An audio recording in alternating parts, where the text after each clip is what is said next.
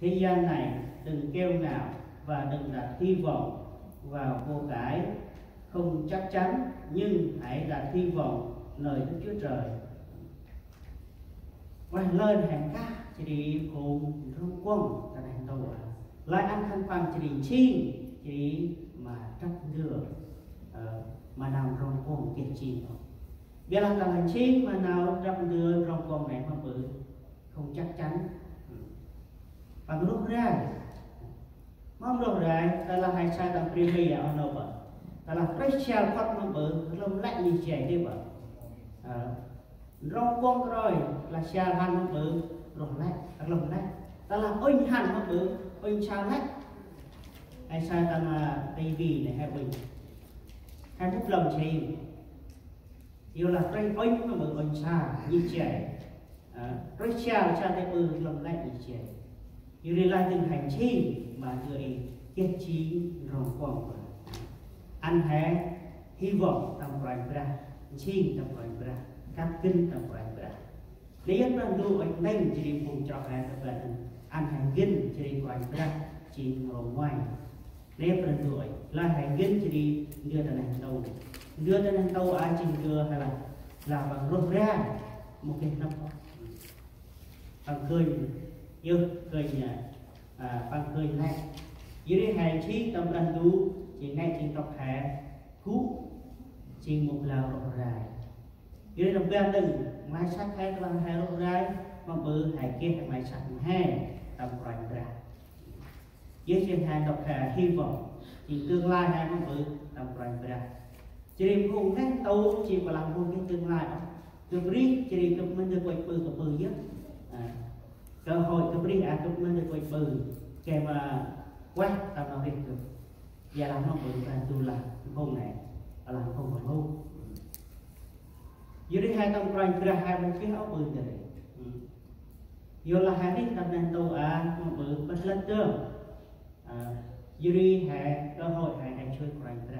hai một kích là thì ra tu sóc thế hai một kích là đầu ta là hai một kích đó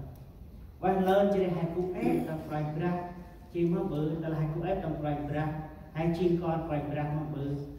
ta nào nào đưa hai kia nào tương lai hai tầm prang tu hai cút tầm bao nay prang tu dưới này chỉ prang tu to mà cùng chọc là hai cút chọc tầm prang tu to một cái prang tu đi to prang tu ăn được quét mà hè như chê quét mà hè này chỉ cùng chọc một prang tu này từng prang tu chỉ đội những cát tầm gì prang tầm lao đi xe ăn thành bằng lớp chỉ ăn kia nào cũng nào lại kia nào ấy có hay chơi đường ấy người là tu hồ là cô nào là hai chung ra tu hồ này bự là pha cà phê một lần nè cái một lầu cá đó là hai bự mì tôm này một lầu xanh đó có bắt tu mà đây còn một lầu xanh đó dưới đây plan tu ếch hay gì một ếch rồi và bắt là tu ro ấy thì ro dưới đây ý nghĩa plan tu là anh hai cùng cho anh hai chim cùng cho đó làm khung ý một cho plan tu này thành tăng là chim cùng một cho còn em chim nó bự cùng một cho này còn bự như là bưng ngay thành bằng em như là thành bằng một kích nào vừa sợ thành bằng một kích nào là mình thành bằng một kích nào ấy ra làm là đủ thời thành bằng rít thì tên là mày sát đường tên hay làm ấy đường giờ là hàng nó bự hàng rít chỉ để hàng kích bằng dùng ấy hàng năm hàng còn ấy trẻ qua được các con nô chỉ để hàng sang cái con này ta là hai cái con nó bự hai con hai quan tiếp ạ ta là con hai tông lanh nó bự hai ếch đừng mình bự mình thấy mình bự hàng một ếch tiếp ạ ta là con này cho trên rây hàng quay u nó bự mình bự hàng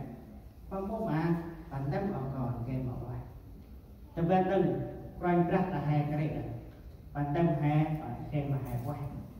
game hai chim con và đủ nên chim việc là đủ ích chỉ còn mình hãy chỉ kèm mà chừng vét hoặc là đủ nên chừng hãy sai đâu mà bên ngoài chừng ăn hãy cát chim khung rong quăng trong bàn hai tiếng cát ăn bạn ra đủ đại hãy cát ăn bạn ăn khăn bạn chỉ lời chim ống đưa trắc đưa là lạnh đầu ăn khăn bạn kia nào cho một bàn đủ kia nào đi bàn đủ ăn hai kia nào đi ăn vùng rong quang vùng một trong một ràng du ăn kia nào đi này chính là hàng các mà thành bản này chính ràng du đát thì vùng cho hàng các như em này chính từ ngoài từ bên được là lẽ ngồi vùng cửu rong cửu ga chỉ đi tuốt thành bản bori ăn may chỉ túc na chỉ đi mang ho cái sợ ràng du rong ràng du rong ràng du ra tâm viên này là hai em mấy bước là ao con nó bự là hai rong ao con hay nó bự hai phải nó phát tiêu vậy tại Việt Nam nó phát vậy tại vì ok cái rồi phát cái mông cái này tại Việt Nam là mấy bước hay này phát vào các mông là hai mấy vậy tâm viên này các thứ đuốc hè phát hè nó bự kèm hè qua một cái kèm hè thành dưới đây ta làm ra người phát nó bự kèm nào chi nữa dưới hàng kèm bạch thiên một ràng dù bạch ngang một ràng dù cá hẻ dưới hai trái ràng dù cá hẻ kèm mà hẻ chim con ràng dù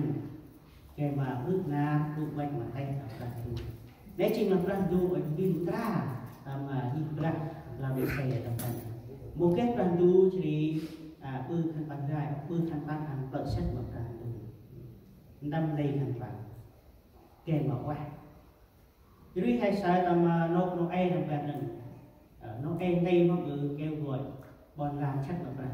chỉ là một đề tài thôi nó em thì làm mà bự vào con làm chỉ má lại đưa hết sâu đưa áp sâu chỉ đưa hết ray chua hạt mà bự miền mà miền chất nó làm đủ cho một làm đủ mà bự chỉ bọn làm mỗi tàu tầm nội và mỗi tàu jadi kan bang oi lên đưa ngoại sách đưa má đưa cái tổ có môi chỉ phong bự oi lên chỉ cái ngoại sách mà bự tri na chỉ đi ra phong bự kan bang phong bự ta nhưng qua vươn nó phong bự nó trong nó chỉ đi trên một lần lưu băng kia nào đập bắn đưa sông xa và ring chỉ cốt treo đẹp đây bằng mông kia nào vì yêu là bằng kia chỉ rồng vậy ràng du cả vậy vì mà mua một cho một ràng du một tàu ràng du thành bằng nó bự thành bằng một cái đồng chi thành bằng đa chỉ đẹp để phúc thành bằng nằm bằng vùng có chạy bằng bảy đẹp phúc thành bằng vương thì nó này thành bằng vương nó bự ràng du chắc chín bầu thì tàu không làm bao tầm lòng là trong gan này ta làm ràng du chắc chỉ để phúc cái gì tiền vào ta làm ràng du bao không cái gì tiền trả cái trong gan nó hai làm vùng cho là làm trong gan nó tua hai hồng trôn không tua hai hồng này ngay chặt chẽ hai em mà gọi là hai dương gan một ràng du khi mà bự ràng du ăn hồng tròn này ràng du ăn nào đâm văn mà này vùng cho này